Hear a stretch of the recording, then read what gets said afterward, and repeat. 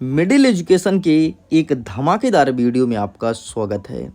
लीजिए स्टूडेंट, आपके डिमांड के कारण अब मैं लेकर के आ चुका हूं कक्षा 10वीं हिंदी का set number second. Already middle education ने सेट नंबर ए के फुल सोल्यूशन का वीडियो अपलोड कर दिया है। अगर आपने नहीं देखा है तो प्लीज़ जा कर के ज़रूर देखिएगा। लिंक वीडियो को डिस्क्रिप्शन बॉक्स में दिया गया है। देखो, इस बात की मैं गारंटी देता हूँ, अगर आपने सेट नंबर ए और सेट नंबर बी के सारे क्वेश्चन और आंसर को अच्छे से प्रिपेयर कर लिए, मध्य प्रदेश के चाहे किसी भी ज़िले से हो, मध्य प्रदेश के चाहे किसी भी स्कूल से हो, 100% पूरा का पूरा इन्हीं दोनों सेटों से क्वेश्चंस आने वाला है। अब मिडिल एजुकेशन के ऑफिशियल यूट्यूब चैनल में हिंदी को लेकर के कोई वीडियोस अपलोड नहीं किए जाएंगे। इन्हीं दोनों वीडियो को अच्छे से पढ़िए, अच्छे से प्रिपेयर कर लो। कोई भी क्वेश्चन नहीं छोड़ा हूँ। प्रीवियस ईयर में जितने प्रश्न पूछे हैं और जितना भविष्य में पूछा जाएगा, मतलब इस पेपर में सबको मैंने कवर कर रखा है। अगर आपको सेट नंबर सेकंड का PDF डाउनलोड करना है तो लिंक डिस्क्रिप्शन बॉक्स में है, चेकआउट ज़रूर कीजिएगा। आगे बढ़ते हैं, यहाँ से हमारे क्वेश्चन स्टार्ट होते हैं। प्रश्न क्रमांक 1 कह रहा है कि रामचरितमानस किस भाषा में लिखी गई है। अब देखिए, बहुत सारे बच्चे सोचेंगे रामचरितमानस तो बहुत पुराना है, मतलब संस्कृत भाषा में लिखा गया होगा, लेकिन यहीं पर आप गलत कर देंगे। रामचरितमानस आपका अवधी भाषा में लिखा गया है, तो इसका सही आंसर आपको अवधी लिखना है। इस बात को ध्यान रखिएगा। नेक्स्ट कहता है कि उत्साह कविता में बादल किसका प्रतीक है। देखो यार, उत्साह कविता में बादल ऊर्जा का प्रतीक बना है, क्रांति का प्रतीक बना है, तो यहाँ पर ऊर्जा तो ऑप्शन में है नहीं, इसलिए यहाँ पर हमें क्रांति लगाना पड़ेगा। शांति, स्थिरता, सुख, ये तीनों नहीं है। नेक्स्ट कहता है जुगुप्सा किस रस का स्थायी भाव है। वर्तमान में 11 रस हैं और अगर 11 रस के सभी स्थायी भाव को आप याद कर लेते हैं तो यकीन मानो 5 नंबर का तुम तो ऐसे ही बन जाएगा, मतलब रस से 5 नंबर का प्रश्न आएगा। ठीक है, तो जुगुप्सा जो है वो विभत्स का है। ठीक है, अद्भुत का विस्मय है, रौद्र का क्रोध है और भयानक का भय है। सारे मैं बता दिया हूँ, एक बार फिर से पढ़ लेना। नेक्स्ट चौथा नंबर कहता है कवि ने तप्त धारा के माध्यम से संकेत किया है। तो कवि ने बताया है कि भाई अत्यधिक गर्मी है, मतलब तप्त धारा मतलब बहुत तप रहा है तो बहुत ज़्यादा गर्मी है, तो कवि ने गर्मी का संकेत दिया है। नेक्स्ट कहता है सहस्त्र बहू का वध किया था। किसने सहस्त्र बहू को मारा था। भाई ये एक राक्षस था, है ना, जो कि ऋषि मुनियों को बहुत परेशान करता था, तो इनको मारने वाले परशुराम थे, अर्थात ऑप्शन नंबर बी, परशुराम ने इनका वध किया था। नेक्स्ट कहता है आलंबन और उद्दीपन का संबंध किससे है, तो विभव से है। विभव में आलंबन उद्दीपन दोनों होता है। ठीक है, नेक्स्ट आगे बढ़ते हैं। प्रश्न क्रमांक 2 रिक्त स्थान की पूर्ति कीजिए। पहला नंबर कहता है उसे सफलता नहीं उसकी डैश डैश डैश समझा जाना चाहिए। तो क्या समझना चाहिए, तो उसकी मेहनत, तो यहाँ पर आप लिखेंगे मेहनत। नेक्स्ट कहता है अज्ञेय की प्रारंभिक शिक्षा कहाँ हुई थी। तो देखो यार, अज्ञेय जब छोटे थे तो इनकी प्रारंभिक शिक्षा घर पर ही होती थी। इनके पिता इनको संस्कृत भाषा, हिंदी भाषा, अंग्रेजी भाषा, सभी भाषाओं का ज्ञान कराया करते थे। और जैसे ही बड़े हुए तो मद्रास ऑफ प्रेसिडेंसी कॉलेज में इन्होंने अपना एडमिशन करा लिया था। तो प्रारंभिक शिक्षा कहाँ हुई थी, घर पे, तो इसमें लिखेंगे घर पर। ठीक, नेक्स्ट कहता है त्रिरत्न में कौन सा समास है। अगर त्रिरत्न का मैं समास विग्रह करूं तो 3 रत्नों का समूह, और जब भी कोई संख्या आता है तो वो हमेशा होता है द्विगु समास, मतलब हमेशा संख्यावाची। त्रिरत्न मतलब 3 रत्नों का समूह, ये आपका द्विगु समास होगा, एंड यहाँ पर आपको द्विगु लिखना है। नेक्स्ट कहता है चौथा नंबर नायक नायिका के संयोग या वियोग का वर्णन किस रस में होता है। देखो यार, नायक नायिका मतलब प्रेम और प्रेमिका। जब एक प्रेमी है और एक प्रेमिका है, जो प्रेम करते हैं, तो अगर आपस में जुड़ते हैं, है ना, जिसे तुम कहते हो आज के प्रादेशिक भाषा में प्यार, अगर उनका प्यार होता है तो वो श्रृंगार रस में है। और अगर दूर जाते हैं, जिसे तुम प्रादेशिक भाषा में ब्रेकअप कहते हो, है ना, तो अगर तुम ब्रेकअप करते हो तो वो भी आपके श्रृंगार रस में आता है। मतलब चाहे नायक नायिका पैचअप करे या ब्रेकअप करे, दोनों आता है श्रृंगार रस में। और आप सब तो इस रस का आनंद अच्छे से लिए होंगे अपने जीवन में। मैं उम्मीद करता हूँ कि लिए होंगे, और अगर नहीं लिए हैं तो भविष्य में चल के ले लीजिएगा। लेकिन इस रस का आनंद तभी लो, ज़्यादा अच्छा रहेगा जब आपकी नौकरी लग जाए, आपका लाइफ सेट हो जाए, तब आनंद लो, तब ज़्यादा मज़ा आएगा, है ना।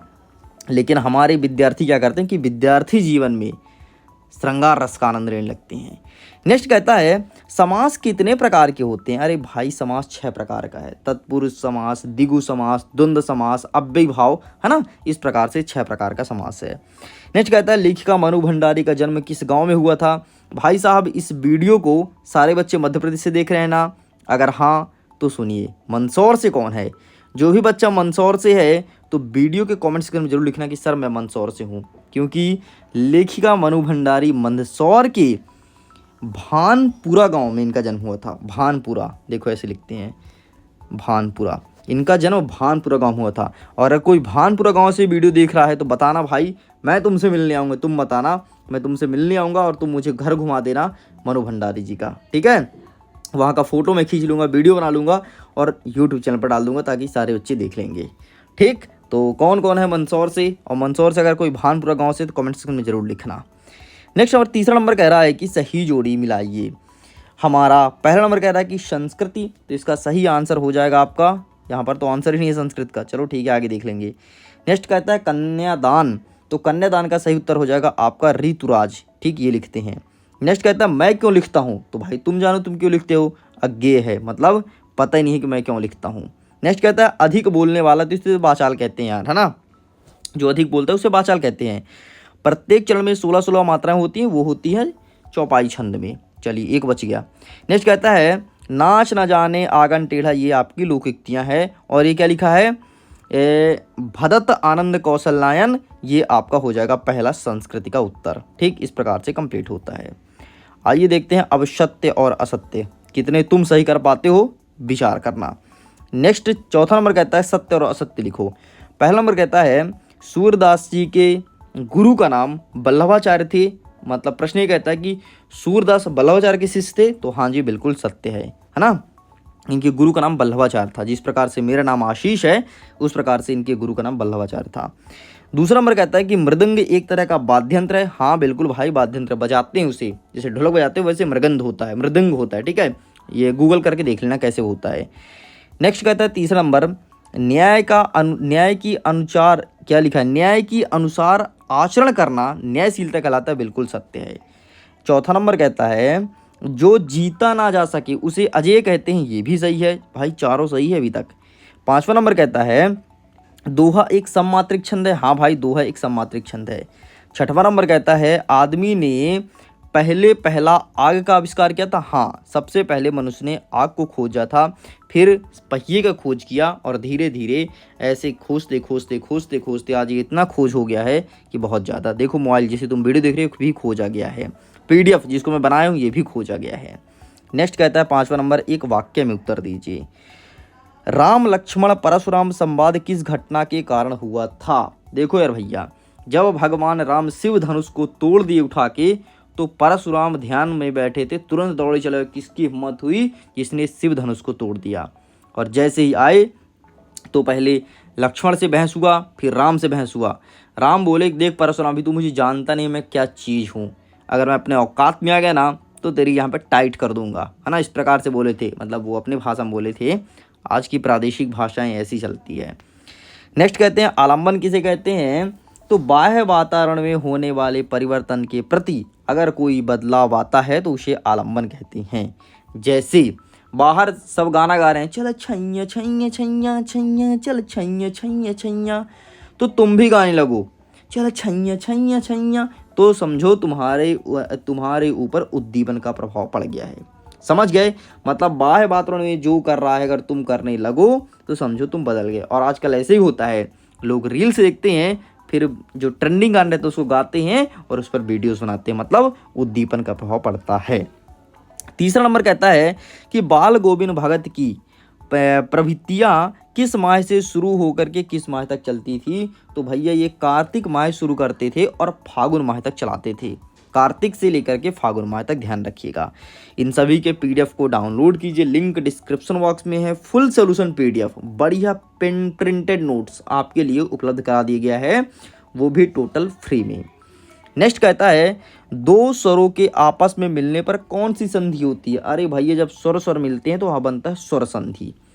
नेक्स्ट कहता है आम के आम गुठली के दाम लोकोक्तियाँ का अर्थ बताओ। तो इसका मतलब होता है दोहरी फायदा, मतलब आम भी खा लो और गुठली भी बेच लो, है ना। ऐसे ही ना होता है, आम बढ़िया पका पका खा लेते हो, उसका जो गुठली रहता है वो बेच देते हो, 5 रुपये किलो ले लो, 10 रुपये किलो ले लो, है ना। तो आम के आम गुठली का दाम। नेक्स्ट कहता है कि हिंदी का स्मरण शिल्प में लिखा गया पहला उपन्यास कौन सा माना गया है। स्मरण शिल्प मतलब होता है ऐसा कौन सा उपन्यास है जो सबसे पहले याद है कि इसे बनाया गया है। तो देहाती दुनिया, इसके लेखक हैं शिव पूजन सहाय। इसे पहला उपन्यास माना गया है हिंदी में कि पहला उपन्यास ये लिखा गया है। अब मुझे नहीं पता इसके पहले कितने लिखे गए हैं कितने नहीं, लेकिन ये किताब में लिखा है कि देहाती दुनिया पहला उपन्यास माना गया है। इस प्रकार से हमारे जितने भी ऑब्जेक्टिव टाइप क्वेश्चन थे होते हैं कंप्लीट। नेक्स्ट कहता है 6वां नंबर, ओज गुण किसे कहते हैं, उदाहरण सहित लिखिए। एंड 8वां कहता है कि माधुर्य गुण किसे कहते हैं, उदाहरण सहित लिखिए। लेकिन आपको ओज के प्रश्न का उत्तर देना है कमेंट सेक्शन में लिख करके। जो स्टूडेंट सही उत्तर दूंगा उसको मैं हार्ट दूंगा, ताकि सभी बच्चे जान सकें कि इसका उत्तर सही है और उसे अच्छे से प्रिपेयर कर सकें। मैं उम्मीद करता हूँ वीडियो बहुत पसंद आया होगा। अगर सच में पसंद आया तो लाइक करिए, अपने दोस्तों के साथ शेयर कीजिएगा। अगर परीक्षा को फोड़ना है तो मिडिल एजुकेशन को सब्सक्राइब करके रखो, बहुत फ़ायदा मिलेगा। चलिए तो हम वीडियो एंड करते हैं। एग्जाम के लिए ऑल द बेस्ट।